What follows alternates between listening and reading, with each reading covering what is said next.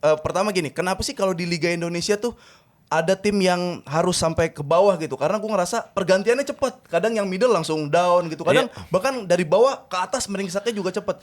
Yang mungkin agak works itu adalah ketika Barito Putra mengganti pelatihnya Pak Rahmat Darmawan. Coach RD. Coach RD bahasanya kan diistirahatkan. Terus diganti pelatih asing. Ternyata Barito Putra tiba-tiba yang ada di papan bawah udah mulai tipis-tipis sudah berada di menuju papan tengah. Sabi di sini kita bahas sampai akhir. Let's go.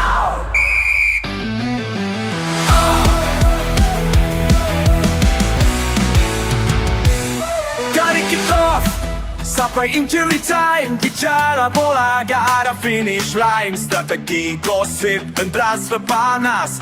Di peluit akhir semua dibahas. Tsunami saat tribun berkobar. Bisa dibicara gak ada yang hambar. Sempat bola sampai hari terakhir. Dengar podcast ini jangan sampai minggir. Peluit bahas bola sampai akhir. Aduh, nih lebaran sepi banget, jalanan sepi. Kalau lebaran jalanan sepi sampai bisa main bola tuh orang-orang tuh. Tapi kalau nggak lebaran Jakarta nggak bisa lewat kita. Di Google Maps sampai hitam warnanya udah bukan merah lagi. Transformer di sini nggak bisa lewat kalau nggak lebaran. Mau. Aduh, gila, jalanan macet banget pada mudik. Gua jadinya stay di sini aja deh. Lo ngapain? Di sini mau ngapain? Lagi lebaran. Jalanan ke kampung halaman macet. Macet, kalau keluar Cikampek dikit macet. Sebagai orang Betawi. Iya, Akamsi. Ya udah. Sini aja. Di sini aja. Ini orang-orang asli Betawi berarti di Jakarta. Kita. Iya, sepi ya. Sepi gitu. Nggak ada persaingan ya. Nggak ada, udah jalan kosong. Jalan kosong. Jakarta sepi hashtag-nya kan. Tapi kalau gua udah di sini, Bib, udah ada tokoh-tokoh nih karikatur pemain sepak bola, ada Piala Dunia juga. Kalau udah di sini berarti kita mau ngomongin boxing. Enggak dong, kita ngomongin sepak bola. Ngomongin sepak bola. Nah, tapi sebelum kita bahas sepak bola, Bib, kita mau ngucapin dulu selamat Hari Raya Idul Fitri buat teman-teman dance yang lagi nonton ya. Semoga amal ibadah selama bulan Ramadan diterima. Amin. Pahalanya dan menjadi hari lebaran yang fitri buat kita semua. Amin. Mohon maaf lahir dan batin. Mohon maaf lahir dan batin, Habib ya. Makasih Sama-sama, kalau Habib. gitu, Bib ya. Ya enggak dong. Belum, acara Belum. baru mau dimulai. Oke, teman-teman, selamat datang di Peluit Akhir, yang mana kita akan membahas bola sampai hari akhir. Sampai hari akhir, Bib. Hari akhir. Ya. Dan kali ini kita udah kedatangan Labib Sadat, teman-teman. Ini kalau gue bilang di Circle Sportcaster, beliau adalah sportcaster dan pandit juga. Yap. Punya akun Twitter yang fanbase banget. Yep. Info-info media di situ, kita menjuluki Labib ini adalah sebagai ensiklopedianya sepak bola Indonesia. Labipedia kalau kata J. Labipedia Kata ya. teman-teman. Data-data berjalan. Bib, terima kasih udah datang ke sini, Bib. Terima Apa kasih, kabar, Afif. Bib? Baik banget, Afif. Afif, apa kabar? Luar biasa, baik, Bib. Ini sebelum kita bahas Liga 1, Liga 2, sepak bola dalam negeri, gue mau tahu dulu, Bib. Yep. Latar belakang lu, perjalanan lu sampai sekarang, kayak ada di mana-mana di TV, Yep. diundang sono sini. Lu Yep. gimana sih? Jadi- Awal mula lu sekarang apa dulu nih? Mengokohkan diri sebagai apa? Ya bisa dibilang gua sportcaster dan pandit sih, sesuai yang ada di Wikipedia Google. Lu boleh lihat di Google. Sombong. Ya, lagi tiba-tiba ada. Iya. Tiba-tiba. Gua ada yang hapus lagi Wikipedia gua. Iya, nggak tahu, tiba-tiba Iya, ada di Wikipedia sportcaster dan pandit. Sportcaster dan pandit, bahkan ada yang nulis ex-football player. Pemain mana lu? Gak tahu, padahal gak ada. Iya, Ada iya. tinggi badannya lagi. Itu lucu banget. Ya oke. Oke. Jadi tuh ceritanya memang sejak gua di bangku sekolah dasar gue emang suka banget sepak bola, dan memang saat itu gue suka banget bola Indonesia awalnya. Baru bola luar gue suka sepak bola Italia, Inggris, Jerman, itu wajar ya, Pip ya. Cuma kan yang menarik adalah saat itu ada anak kecil berusia mungkin 7-8 tahun yang suka banget bola Indonesia. Sampai setiap laga pertandingan tuh, kan dulu zamannya cuma koran doang ya. Koran. Itu tuh gue bisa Tabloid. beli koran olahraga bola. Ya kita tahu saat itu apa yang lagi bersinar, koran sampai 2-3 koran yang berbeda, tetapi bahasanya kan tetap sepak bola. Iya. Cuma gue waktu itu mau melihat sudut pandang jurnalis A, sudut pandang jurnalis B, sudut pandang jurnalis C, lambat laun sampai gue kuliah. Terus akhirnya gue suka bikin ini tulisan-tulisan di blog-blog. Udah mulai tuh ya bikin Udah blog mulai tuh ya. tuh.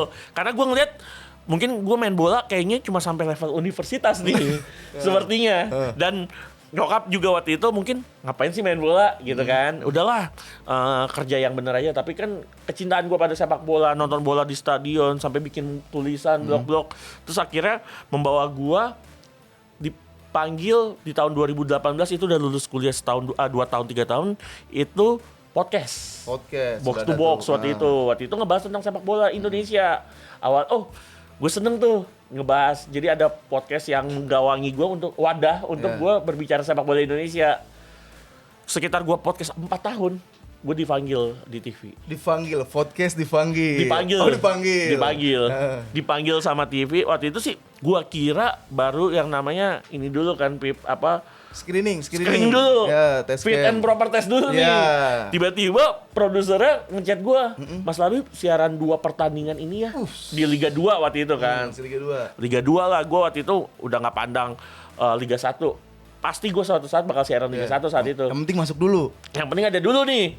Gila, pas gue masuk Liga 2, tumpengan kan. Iya, keluarga tumpengan. Akhirnya udah TV nih. masuk TV. Gue kira waktu itu cuma backup doang karena musim Covid kalau ingat 2021. Pas masuk Covid, gua siaran, tiba-tiba produser suka sama kualitas kinerja gua, pengetahuan gua. Walaupun waktu itu mungkin tata bicara gua belum sebaik sekarang kan, karena memang di TV berbeda banget treatmentnya kan. Akhirnya gua perbaiki, akhirnya naik di 2022. Waktu itu kan musim 2021-2022, Liga 1-nya itu setahun, tapi Liga 2-nya cuma 6 bulan. Jadi ketika Liga 2 selesai 6 bulan, gue lanjut ke Liga 1-nya langsung. Promosi. Bersama dengan Persis Solo dan Dewa United saat itu yang promosi, Labib Sadar juga promosi ke Liga 1. Dan saat itu alhamdulillah siaran terus sampai sekarang ini. Mantap. Tapi gini Bib, kalau misalkan lu kan awal-awal malah Liga 2. Yap. Berarti lu sengulik itu ya, sedetail itu lu ngulik Liga Indonesia ya. Kalau Sebenarnya Liga 1 aja orang-orang kadang masih banyak yang belum tahu lo nama-namanya, ada pemain A, pemain B. Iya. Lu sampai Liga 2. Karena saat itu gue juga ngejalanin salah satu fanbase sepak bola Indonesia.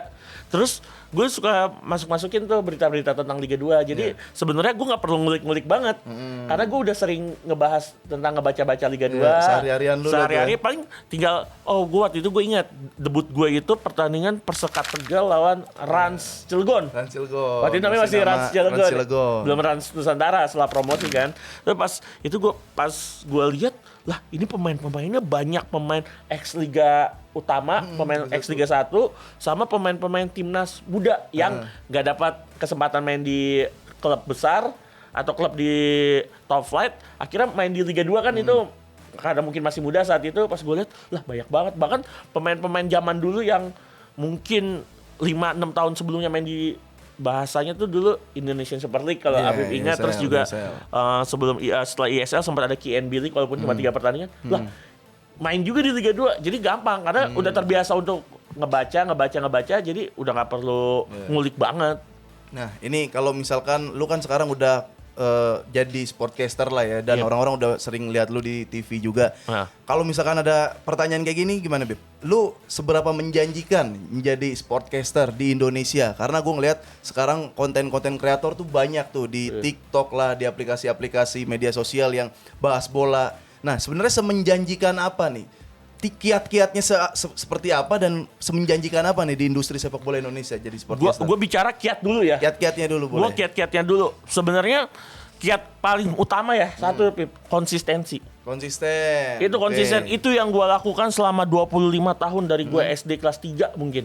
20 tahun gue lakukan.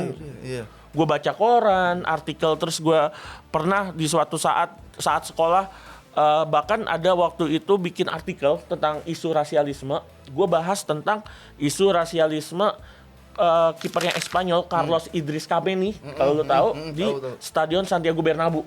Itu nilai gue paling bagus satu sekolah.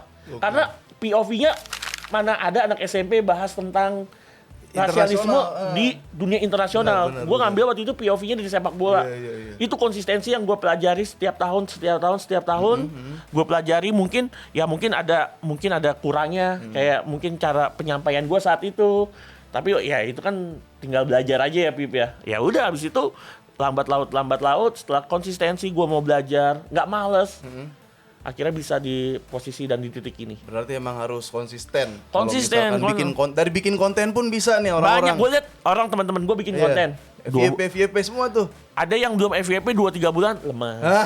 2-3 bulan lemes. FYP sedikit agak arogan. Ada itu sebenarnya nggak perlu kayak gitu. Agak arogan. Ada. Gue liat ada. Gua langsung FYP dikit naro CP di bio tuh. Hubungi kontak ke sini. Itu bercanda-bercandaan kayak gitu kan tau kan. Gue bilang buat apa kayak gitu. Sebenarnya yang gue lakuin adalah konsistensi dari setiap pekan ke setiap pekan. Ini Labib sadar. Nggak perlu kayak gitu-gitu. Yang penting di setiap pekan bisa update. Oh, gue siaran ini, gue siaran itu aja sih sebenarnya. Iya. Sekarang berarti peluangnya besar nih ya kalau bisa banget, jadi sportcaster. Berarti gue ngerasa dulu tuh kalau jadi sportcaster, jadi pandit kayak minimal tuh dia jurnalis basicnya. Iya, wartawan ya. Wartawan ya kan, Yuke, Om Haryo gitu kan. Pasti. Sekarang FYP bisa. FYP di TikTok lo bisa jadi sportcaster di TV ya. Bahkan kalau misalnya kita bicara 8 tahun yang lalu, asal lu podcaster bisa ya. Iya. Enggak, kalau dulu kan kalau podcaster masih bahasanya kan lagi booming ya. Lagi berkembang. Podcast. Dan elegan lah. Elegan karena berbicara kan. Terus habis itu, basicnya podcaster, wajar di TV. Sekarang FYP. Akademi FYP langsung di TV. Tapi tetaplah nanti seleksi alamnya ada. Jadi buat kalian harus konsisten. Memang kalau 2 bulan, 3 bulan belum FYP juga, nggak usah main TikTok lagi, nggak usah. Berarti kalian nggak bukan di berkembang. situ, jalannya bukan di situ. Ada rezekinya lain. Ya, jalannya bukan di situ. Dan kalau kita mau ngelihat sekarang jalannya bagaimana Liga 1 nih, Bib. Wow. Ada yang udah mau juara di atas 5 besar, ada juga yang mau didegradasi, Bib. Poinnya masih tipis-tipis nih sampai sekarang, sampai Lebaran ya. Karena kan itu udah Lebaran. Minum dulu. Oke. Nggak ada lagi airnya. Nggak ada lagi airnya. Lucu banget nih, Bang. Gue nurut lagi. Nah, sebenarnya. Nah, ini kalau kita ngelihat dari bawah dulu aja, Bib. Dari bawah persaingan tuh poin tipis-tipis gitu. Lu ada kayak prediksi gak sih? Pertama gini, kenapa sih kalau di Liga Indonesia tuh ada tim yang harus sampai ke bawah gitu? Karena gue ngerasa pergantiannya cepat. Kadang yang middle langsung down gitu. Kadang bahkan dari bawah ke atas meringsaknya juga cepat. Kalau udah lama gitu sampai akhir ada di posisi bawah, rata-rata faktornya apa aja, Bib? Ya memang kalau kita bicara kedalaman skuad berbicara ya di sini ya, kedalaman skuad. Apalagi sebenarnya tadi menarik tuh Afif ngomong. Kenapa sih tiba-tiba dari middle bisa drop, bahkan dari drop bisa naik cepat ke atas? Karena kenapa? Karena tim-tim itu di Indonesia itu banyak banget yang sangat masif melakukan pergantian ketika memang tim ini udah nggak works gitu di tengah musim. Terutama di tengah musim ya, Pip. Sorry, pergantian apa aja? Misalnya transfer window. Di transfer window kan ada pemain-pemain. Bahkan bukan nggak mungkin. Pernah nggak kalian dengar cerita semuanya? Satu tim di Indonesia dalam satu musim bisa pakai 3-4 pelatih berbeda. Iya ada. Itu kan tahu itu udah hal yang normal ya. Iya. Itu nggak usah tim papan bawah, tim papan atas aja ada yang begitu. Sebut aja Borneo misalkan. Bahkan tim papan bawah gue lihat kayak contohnya PSS Sleman saat ini udah pakai 3-4 pelatih yang berbeda dalam satu musim. Dan pelatihnya pelatih asing lagi. Bayangin tuh pelatih asing berarti rata-rata cuma 9-10 pertandingan drop dikit cut. Tetapi kalau ada yang works gitu, gue lihat yang mungkin agak works itu adalah ketika Barito Putra mengganti pelatihnya Pak Rahmat Darmawan, Coach RD. Coach RD, bahasanya kan diistirahatkan, terus diganti pelatih asing. Ternyata Barito Putra tiba-tiba yang ada di papan bawah udah mulai tipis-tipis sudah berada di menuju papan tengah.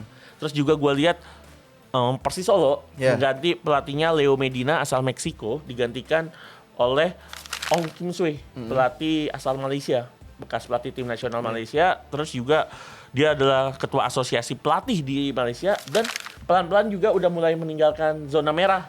Jadi gue ngeliat memang pergantian-pergantian masif inilah yang akhirnya membuat mereka bisa meninggalkan bottom 3 atau 3 terbawah yang akan degradasi.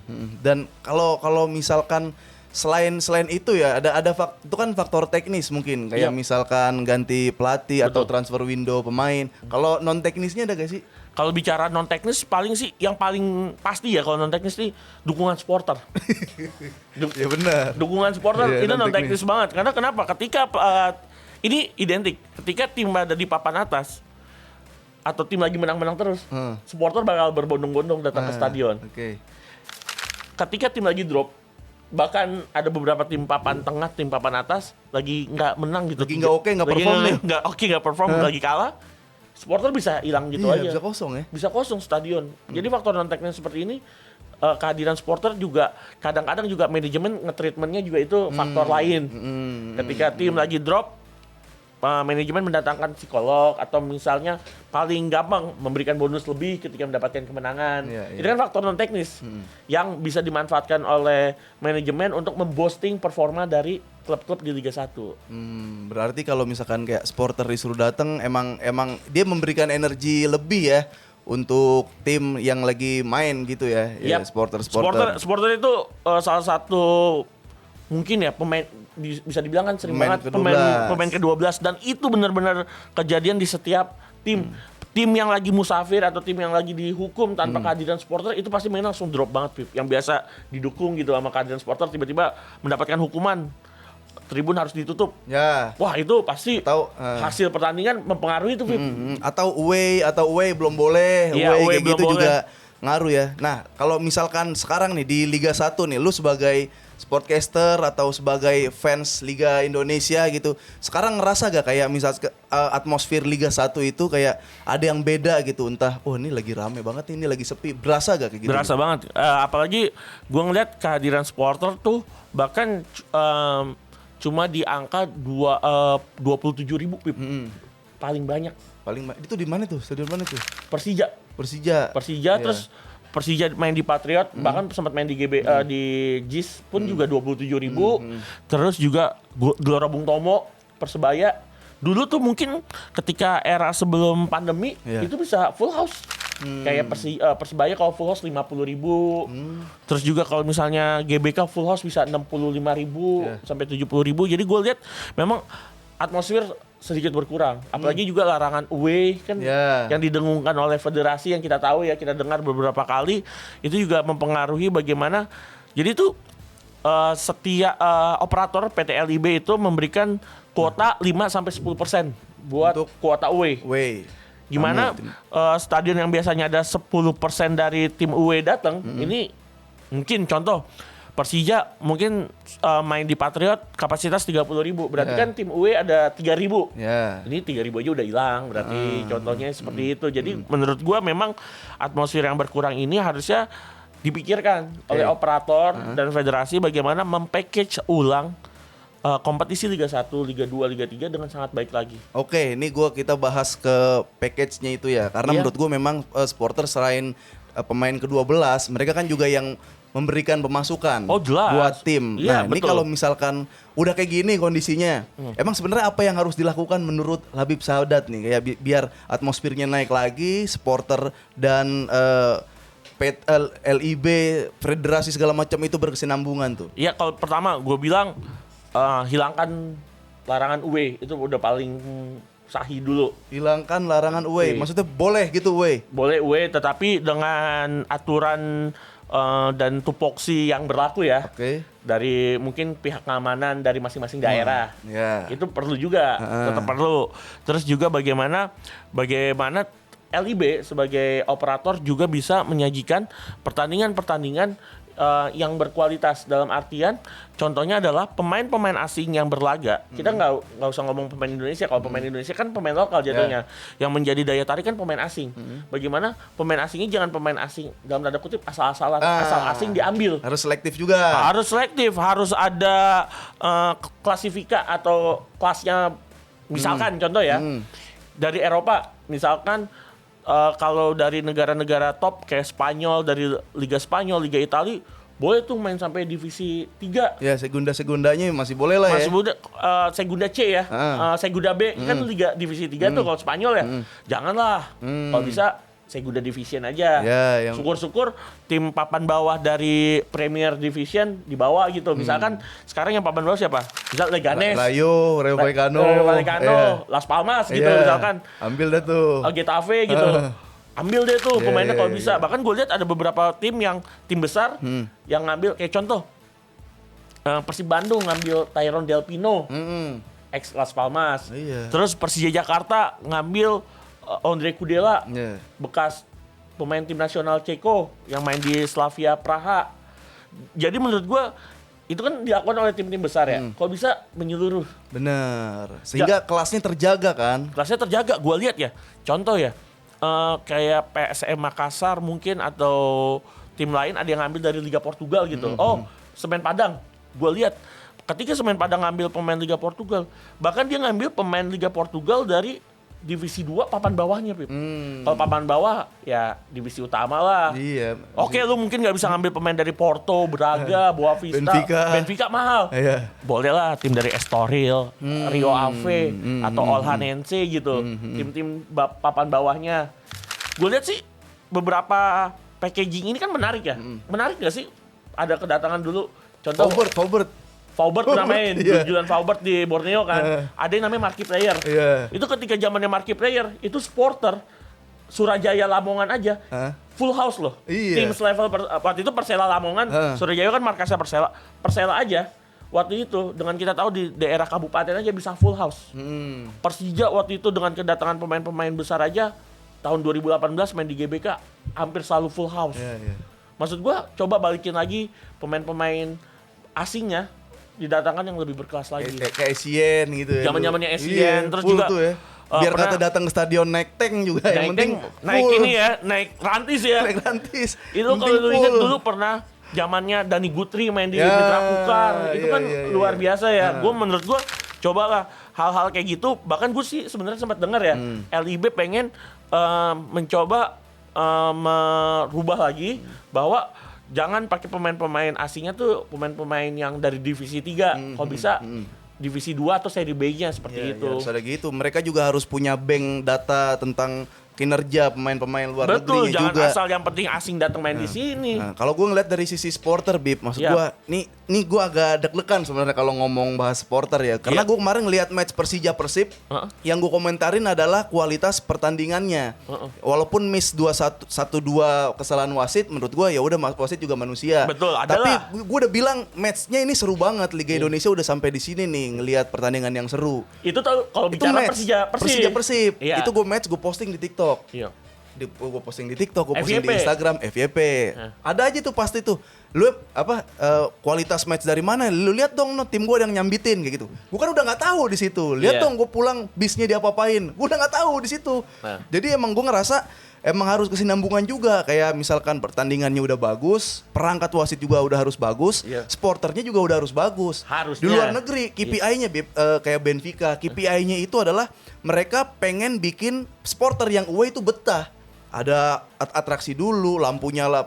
Yang penting bikin itunya betah. Betul, itu kan gue bilang, Away. ini kita bicara packaging kan, Iya. harusnya seperti Heeh. itu. Kalau di kita itu gue ngerasa masih KPI-nya tuh mudah-mudahan jangan rusuh. Iya, Jangan sampai rusuh aja dulu. Selevel itu ya? Iya. Lu kan berarti jauh nih. menurunkan standar tuh, Heeh. asal jangan rusuh. Karena kalau bicara Indonesia kan kalau bicara seperti itu kan memang jujur ya, Ya. kita lihat banyak remaja-remaja tanggung yang ingin jadi jagoan dalam tanda kutip, datang ke satu stadion. Karena kenapa gue bisa ngomong kayak gini? Karena gue satu Lu sisi supporter, datangnya dari supporter. datangnya dari supporter. Gue Iya. bisa bicara kayak gini. Gue juga pernah kok di umur 18-19 tahun datang petatang petenteng. Cuma gue bukan pengen jadi jagoan, Iya. pengen ngedukung tim yang gue dukung saat itu kan. Tapi kalau sekarang udah ada apa ya namanya sih yang dicoba contoh di sebenarnya nggak baik ya contoh ini open fight kayak gitu atau arrange fight. Hooligan. Iya, hooligan. Hooligan nih. Iya, Bukan iya, apa-apa. iya. Hooligan di sana mah apa-apa nggak diposting. Iya. Kalau di sini mah abu posting. Jadi malah bikin akun. Malah bikin akun Kayak ada gitulah. hooligan ini. Terus coba yang gue pengen fight sama ini cariin lawannya. Buat apa? Kalau di sana mah emang lagi kebetulan aja tim A ketemu tim B di luar negeri ya. Ada hooligannya Temu masing-masing. hooligan. Ketemu dia tuh hooligan ketemu Iya. hooligan. Bukan emang pengen nantangin, ini mah bukan pengen nonton bola, pengen berantem memang. Dan hooligan juga afternya juga udah aman-aman aja kan, nggak? Nih Ya udah, hooligan ya. kita fight udah selesai. Nggak perlu diposting, Iya. nggak perlu diramein di media sosial, udah. Di dunia nyata aja, Iya, di real life aja seperti itu. Ya, tapi itu kan kita bicara seperti Oke. itu harusnya hal-hal kayak gitu dikurangin ya. Betul, Berantemnya. betul. Emang bener.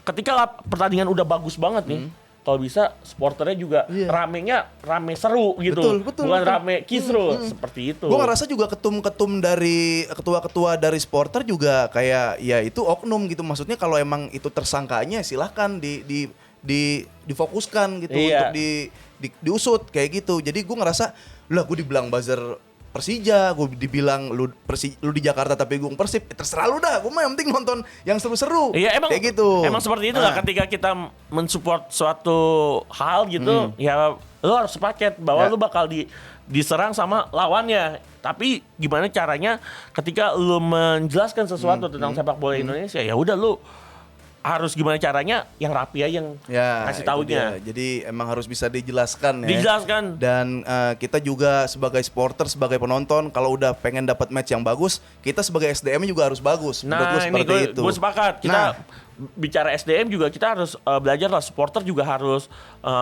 belajar. Nggak hanya pemain, nggak hanya wasit, nggak hanya sportcaster yang mendapatkan pelatihan atau workshop. Tapi bagaimana klub-klub juga mensosialisasi ke supporternya masing-masing. Karena kenapa? Hukuman supporter itu kan juga berat sekarang. Ntar ngaruh ke pemain ya kan? Ngaruh ke tim. Kok Komdis ngasih hukuman, nggak boleh ada penonton. Ada beberapa klub di musim ini yang udah dapat larangan bermain tanpa supporternya. Hasil pertandingannya jeblok langsung. Iya, jadi ngerugiin lah ya, ngerugiin diri sendiri, ngerugiin supporter, ngerugiin tim juga. Ngasih advantage malah kebalikannya kan. Tapi emang segitu dinamisnya tuh ya sepak bola Indonesia tuh. Sangat bahkan dinamis. sampai kayak Madura sekarang. Madura kalau tahun lalu tuh dia berebut juara kan, Sama title Persib contender Bandung. kan, Iya. di atas gitu. Sekarang bisa kayak di bawah. Nah itu gimana tuh Bip, lu ngeliat Madura sekarang? Madura tuh anomalinya adalah bahkan saat ini mereka bisa masuk final AFC Challenge League. Itu levelnya tuh kayak level 3 kejuaraan antar klub sekontinental ya. Kalau di Eropa UECL ya deh. Iya. AFC Challenge League tuh UECL-nya. Iya. Bahkan dia saat ini udah di babak perempat final. Gue ngeliat Madura memang banyaknya pemain, bahkan sekitar 20 sampai 23 pemain musim lalu angkat kaki dari Bangkalan. Jadi menurut gue memang Madura tuh banyak revolusi dan tanda kutip downgrade. Pemain-pemain andalannya banyak yang cabut. Paling pemain yang bertahan yang bagus mungkin yang terkenal di line up sisa Lulinya, striker sayapnya, sama Koko Ari Araya, fullbacknya. Sisanya udah pada cabut kayak Fahrudin Arianto, Kleberson, Hugo Gomez, Francisco Rivera, MVP Liga 1 musim lalu yang saat ini udah jadi andalan Persebaya, Dalberto main untuk Arema kan. Gue lihat, udah banyak yang cabut kan. Ya makanya gue lihat Madura agak kisruh di dalam internal timnya, ya akhirnya mempengaruhi performa mereka di atas lapangan. Nah, itu komposisi pemain mereka udah beda banget, Pip, beda ya sama musim lalu. Padahal cuma beda berapa bulan ya. cepet banget makanya gue bilang. Cepet banget ya.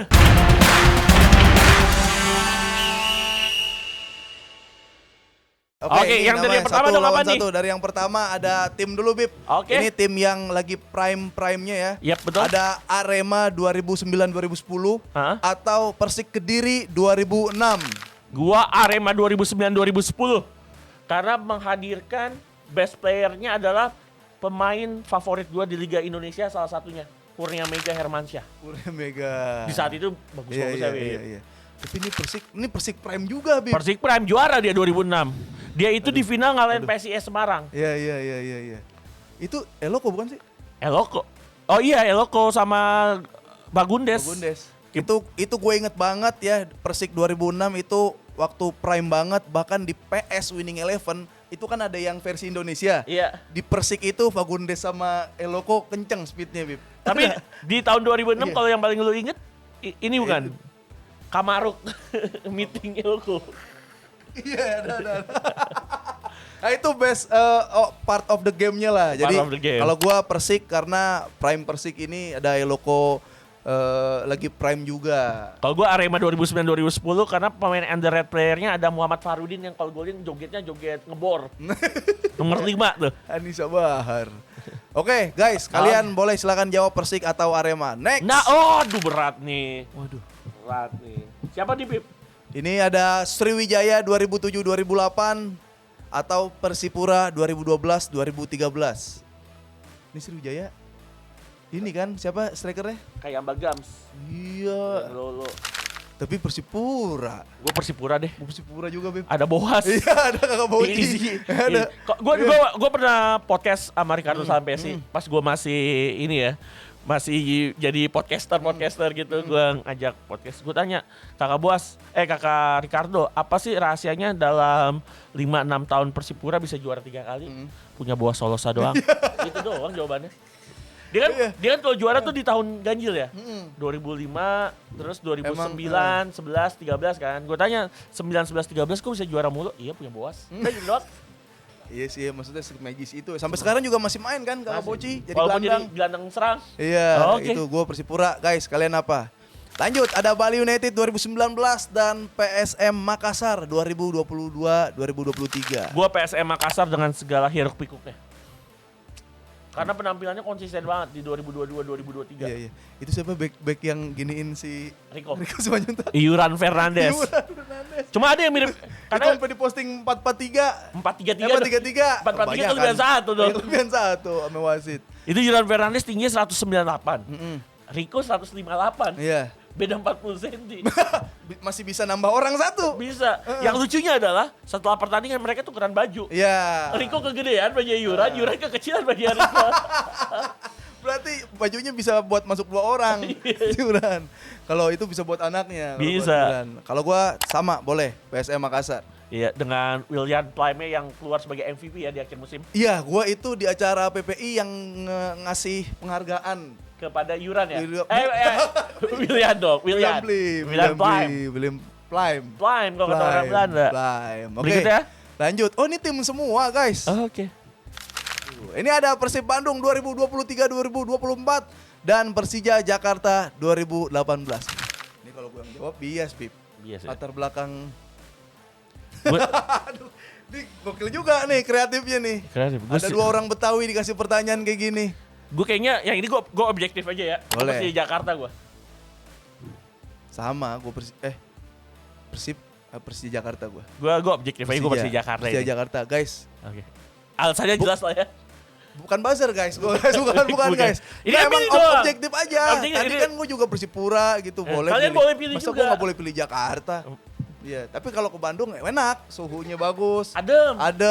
Makanan cireng enak, Makanan ya. enak. Makanan enak. Tempat stay-nya juga bagus-bagus. Tempat stay-nya bagus. Tapi gue kalau Tapi ngeliat ini- perjalanannya Persija Jakarta di tahun Iya. 2018 ini spesial karena mereka juga berlaga di AFC Cup kalau lo ingat. Oh iya. Dan mereka Iya. pernah mengalahkan salah satu tim besar, sekarang jadi tim besar Asia yaitu Johor Darul Ta'zim 4-0. Jadi mereka itu main di sekitar 3 kompetisi, Bib. Iya, kuat ya. Liga 1, terus juga AFC Cup, AFC. sampai semifinal zone waktu itu, sama Piala Presiden. Oh kena dapat dia. Dapat juara Piala Presiden. Jadi gue Persija Jakarta 2018 Ya. karena gelarnya banyak dan banyak mengikuti kompetisi. Karena Persib Bandung kan di 2023-2024 ini belum ikut kompetisi Asia. Dia baru ikut kompetisi Asia di 2024-2025. Ya. Dan konsistennya juga karena emang banyak ikut kompetisi juga. Ikut kompetisi. Dan nggak langsung mental kan di AFC kan? Enggak sampai semifinal zone. Dan banyak penilaian lah. Ya. Kenapa saat itu kita milih Persija Jakarta di 2018. Iya. Jadi kayak klarifikasi kita nggak akan disuruh pilih doang. Bukan Oke, guys. alasan yang sangat reasonable itu apa? Iya Ini. benar. Oke, ini Susah ini. ini pemain guys sekarang ya ada BBJ trio. Beto, Brazilian Jeremia sama Jiu-Jitsu. Boas. Bukan. Bukan. BJJ itu ya. Bukan. Ini ada trio BJJ, BBJ. BBJ Hah? sama trio ABG. Iya. Waduh, Aduh ini bisa aja nih yang bikin ada gagal. Boasnya. Tapi gini Bib, ini secara data dan fakta mungkin lu lebih ngerti. Cuma secara, ini gue SMP Bib, apa SD ya gue lupa. Salah satu hal yang bikin gue nagih nonton sepak bola Indonesia ABG sih. Ada lagunya kan Aliudin, mantannya Persija, bola ditendang masuk ke gawang.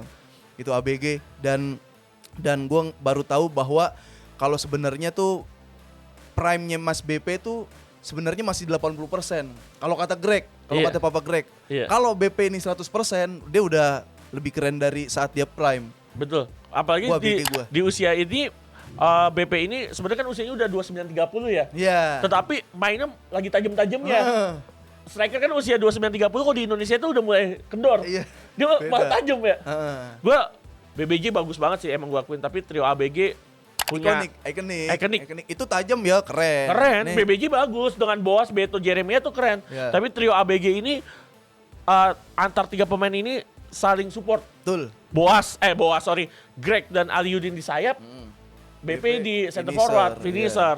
Ini gila di trio ABG nih. Serem Tapi banget. kalau mau imbang boleh imbang sih. Cuma kalau Iya. subjektivitas gua ABG ya. Ini sih gue sih 50,1 sama 49. ada koma, iya. Ball position ada koma. Lima. udah kan disuruh Trio pilih ABG ya, doang. trio ABG ya. Oke, trio ABG. Ini sekarang udah mulai individual. Oke. Ada Mark Lok di PSM Makassar atau Mark Lok di Persib Bandung. Agak berat nih. Tuh. Soalnya Mark Lok di PSM Makassar tuh tiba-tiba mainnya dari biasa jadi bagus ya. Kalau Persib Bandung kan sempat bagus terus sempat turun. Bagus. Tapi mungkin dengan segala hormat mungkin karena membawa Persib juara di 2023-2024 gue Mark Lok sih. Iya, Yang di Persib. Persib.